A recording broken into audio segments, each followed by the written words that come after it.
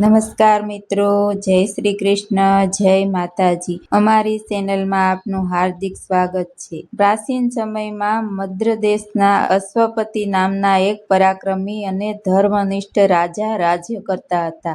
રાજા અને તેમની રાણી ખૂબ સુખી હતા, પરંતુ તેમને સંતાન ન હતું। સંતાન પ્રાપ્તિ માટે રાજા અશ્વપતિ વર્ષો સુધી માતા સાવિત્રીની ઉપાસના કરી અને યજ્ઞ કર્યા। અંતે દેવીએ પ્રસન્ન થયા અને તેમને એક સુંદર તેજસ્વી પુત્રી આપી। દેવીના આશીર્વાદથી જન્મેલી હોવાથી રાજાએ તેની પુત્રીનું નામ સાવિત્રી રાખ્યું। સાવિત્રી ખૂબ જ રૂપવંતી, ગુણવંતી અને બુદ્ધિશાળી હતી।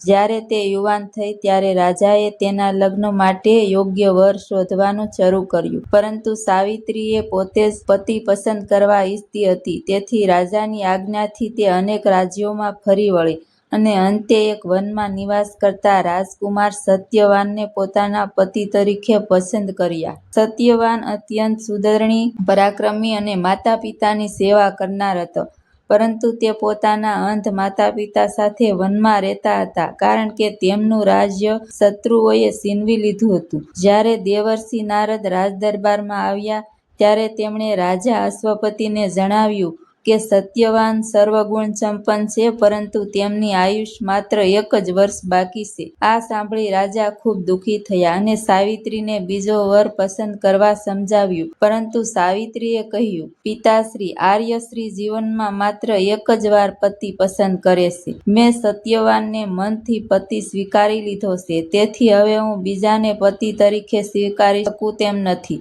સાવિત્રીની અડગ નિષ્ઠા જોઈ રાજાએ સત્યવાન સાથે તેમના લગ્ન કરાવી દીધા। લગ્ન પછી સાવિત્રી પોતાના પતિ સાથે અને સાસુ સસરા સાથે વનમાં રહેવા લાગી। સમય પસાર થતો ગયો। જ્યારે સત્યવાનની આયુષનો છેલ્લો દિવસ નજીક આવ્યો ત્યારે સાવિત્રીએ 3 દિવસનું કઠોર વ્રત અને ઉપવાસ શરૂ કર્યા। નક્કી કરેલા દિવસે સત્યવાન લાકડા કાપવા માટે વનમાં ગયા। સાવિત્રી પણ તેમની સાથે ગઈ। વનમાં કામ કરતી વખતે અચાનક સત્યવાનના માથામાં ભારે પીડા થઈ। તેઓ સાવિત્રીના ખોળામાં માથું મૂકીને સૂઈ ગયા અને થોડા સમયમાં તેમના પ્રાણ નીકળી ગયા।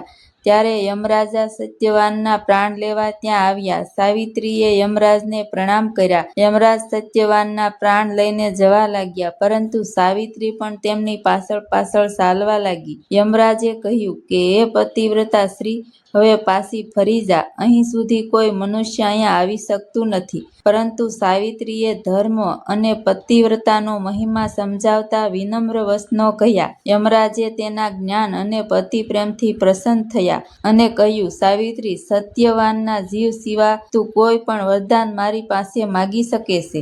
ત્યારે સાવિત્રીએ પ્રથમ વરદાનમાં પોતાના અંધ સાસુ સસરાની આંખોનું તેજ અને તેમનું ગુમાવેલું રાજ્ય પાછું મળે તે માગ્યું। યમરાજે તથાસ્તુ કહ્યું। થોડા સમય આગળ ચાલ્યા ત્યાં ફરી યમરાજે સાવિત્રીને વરદાન માગવા કહ્યું। સાવિત્રીએ પોતાના પિતા અશ્વપતિને 100 પુત્રની પ્રાપ્તિ થાય તેવું વરદાન માગ્યું। યમરાજાએ તેને આપી દીધું। પછી ફરી યમરાજે ત્રીજું વરદાન માગવા કહ્યું। ત્યારે બુદ્ધિશાળી સાવિત્રીએ કહ્યું કે મને સત્યવાનથી 100 પુત્રોની પ્રાપ્તિ થાય એવું વરદાન આપો। યમરાજાએ અજાણતામાં તથાસ્તુ કહી દીધું। પછી તરત જ તેમને સમજાયું કે સત્યવાન જીવિત હશે તો જ સાવિત્રીને સંતાન પ્રાપ્તિ થશે। સાવિત્રીની અદભુત પતિવ્રતા શક્તિ, બુદ્ધિ અને નિષ્ઠાથી પ્રસન્ન થઈ યમરાજે સત્યવાનના પ્રાણ પાછા આપી દીધા। સત્યવાન ફરી જીવંત થઈ ગયા।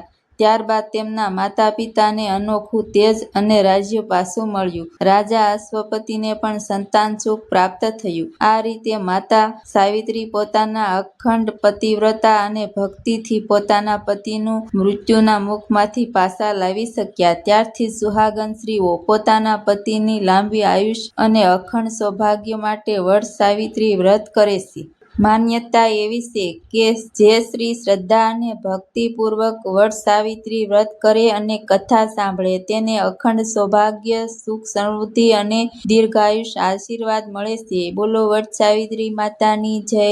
આપણે વટ સાવિત્રી વ્રતની સંપૂર્ણ અને સરળ પૂજા વિધિ વિશે જાણીએ। જો તમારી પાસે વધારે સમય ન હોય અથવા પૂજાની વધારે સામગ્રી ન હોય તો પણ તમે ખૂબ સરળ અને સારી રીતે પૂજા કરી શકો છો. તો વિડીયોને અંત સુધી જરૂર જોતા રહેજો. મિત્રો, વડ સાવિત્રીનું વ્રત દરેક સુહાગન સ્ત્રી માટે ખૂબ જ ખાસ માનવામાં આવે છે. આ વ્રત પતિની લાંબી આયુષ્ય, સારા સ્વાસ્થ્ય અને અખંડ સૌભાગ્ય માટે કરવામાં આવે છે. સૌથી પહેલા સવારે વહેલા ઉઠી સ્નાન કરી લો અને સ્વચ્છ વસ્ત્ર ધારણ કરો. શક્ય હોય તો લાલ, પીળા, લીલા અથવા ગુલાબી રંગના કપડાં પહેરો. જો તમારા ઘરે લગ્નનો જોડો પહેરવાની પરંપરા હોય તો લગ્નનો જોડો પણ પહેરી શકો છો. આ દિવસે 16 શૃંગાર કરવો શુભ માનવામાં આવે છે.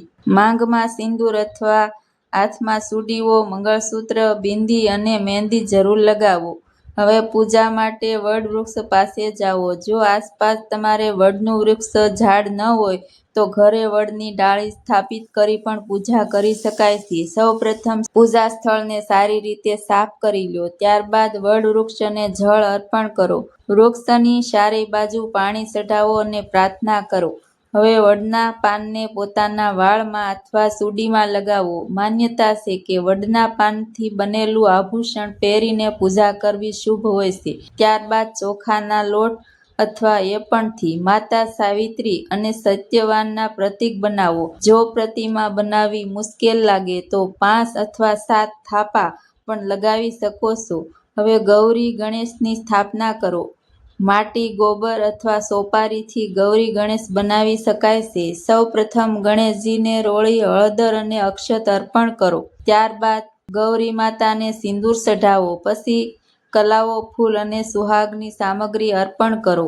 હવે દેશી ઘીનો દીવો પ્રગટાવો. આ દીવો પૂજાની સાક્ષી માનવામાં આવે છે. ત્યારબાદ ભોગ અર્પણ કરો. વડ સાવિત્રીના દિવસે ખાસ કરી પુઆ, પૂરી, ગુલગુલા, ચણા અને ઋતુફળનો ભોગ લગાવવામાં આવે છે. હવે હાથમાં થોડા ચણા લઈ વડ સાવિત્રી વ્રતની કથા સાંભળો. કથા પૂર્ણ થાય પછી વડ વૃક્ષની પરિક્રમા કરો.